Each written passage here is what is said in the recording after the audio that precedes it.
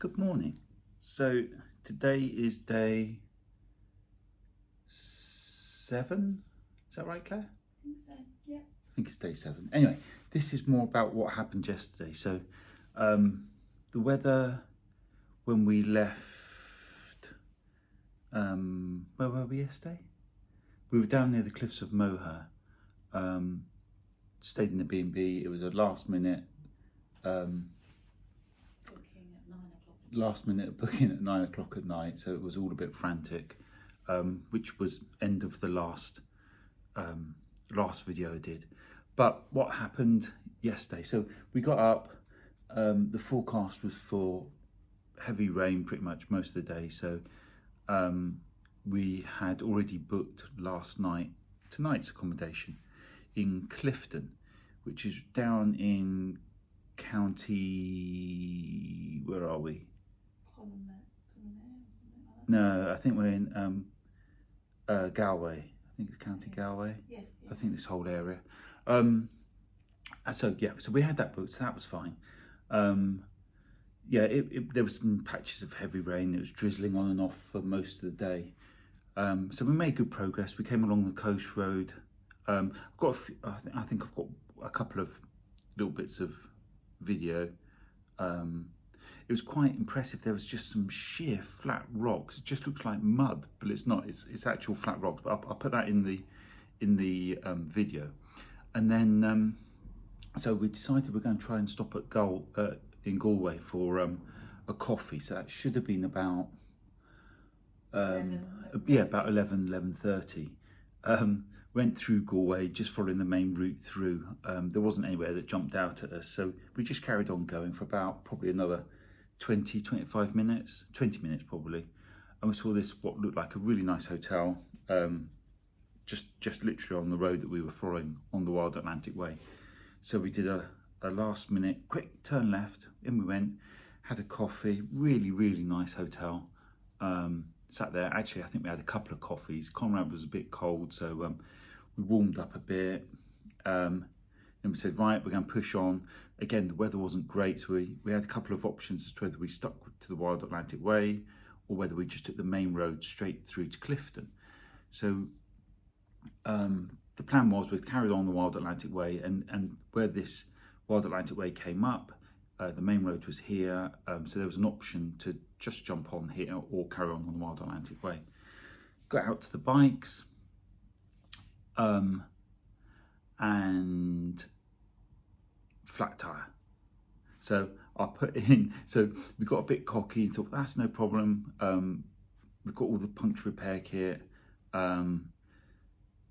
So we tried that, got a bit of video of, but they look like little strings of dog turds. They're little tiny, and they're like some sort of rubber compound. You stuff it in and it seals it. Use the little CO2 canisters to fill it all up. But I'll drop the video in here as well. Well, good news.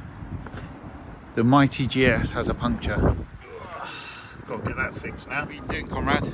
We have been doing a field fix on the Mighty GS With dog turds. with dog turds. The first 2 dog turds that didn't go in, 1 dog turd in, and 7 canisters.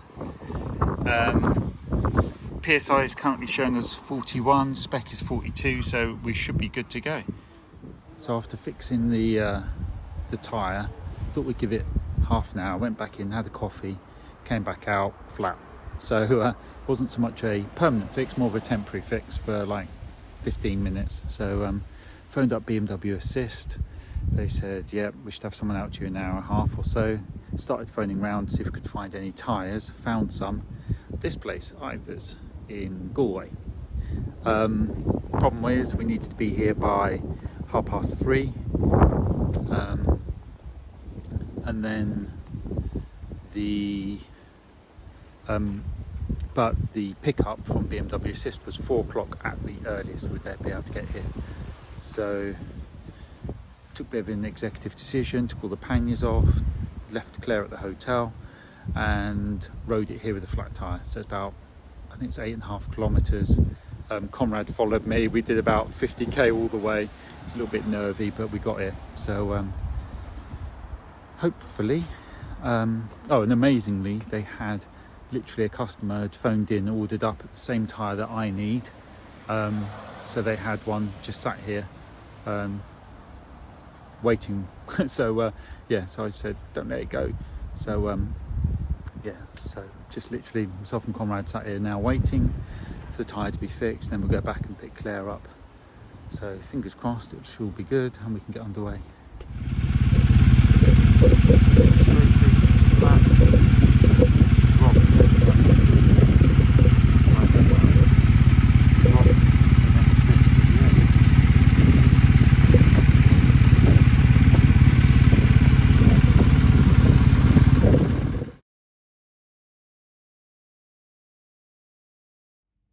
So as you can see from the video, we did the fix. We were very pleased with ourselves. We were just packing all our stuff away. Thought we'd go inside. We'd leave it for like half an hour.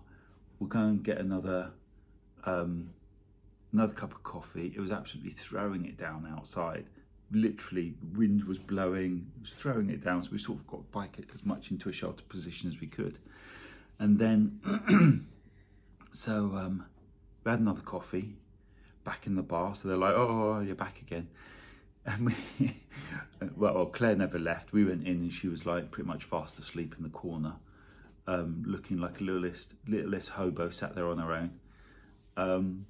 Got back out to the bikes. So I just went, oh, I'm just going to go and check the puncture, make sure it's still holding, make sure there's no problems. And it wasn't, it was flat. So I was like, oh, brilliant. So took all the kit back off again. Back into the main foyer of the hotel, and then I thought that's fine. I've got breakdown assistance. Phoned BMW, who are the breakdown assistance, comes with the motorbike for 2 years, and gave them a call. They said, "Yep, no problem. We'll send someone out here." In the meantime, myself, Conrad, and Claire started searching around on the phones, trying to find a tyre place that obviously also does motorcycles rather than just car tyres. So found one. Eventually, it took a while to find one. And then I phoned him up. And at this point, it was about 2:30. So we'd probably been sat there for like an hour or so. He said, yep, we can either fix the puncture, 2 methods of fixing it. One was sort of like the same way as I tried to fix it. And the second way was to actually take it off, put a proper patch on the inside, and then we're good to go again. So I said, yep, okay, that's fine. He said, but you do need to be here by 3:30. He said, because they need to load all the bikes back into the garage, and they have to start that. Although they don't close until 5, they start putting all the bikes back in. So to get my bike done and get it back out before they need to pack in all the bikes away, need to be there by 3:30. Shortly after that, I had a phone call from BMW Assist saying we've eventually found a company that can come and recover the bike, and they should be there about 4:30 at the earliest.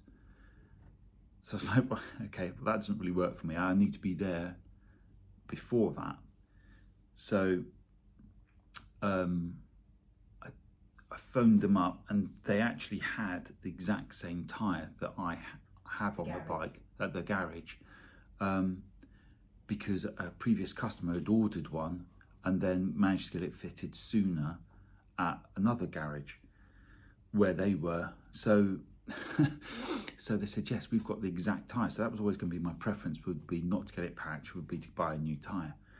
So I quickly then took all the panniers off, and basically rode it on a flat tyre, keeping it really slow, but it was wobbling and squirming all over the place, and absolutely no pressure in the bike. The dashboard was flashing up with all these stop. It wasn't happy. Conrad was following me. So yeah, we took it nice and slow. It stuck to probably about 35 miles an hour.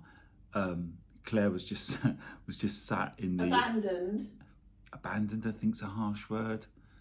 In a 4-star hotel. Yeah, abandoned in a 4-star hotel, drinking wine.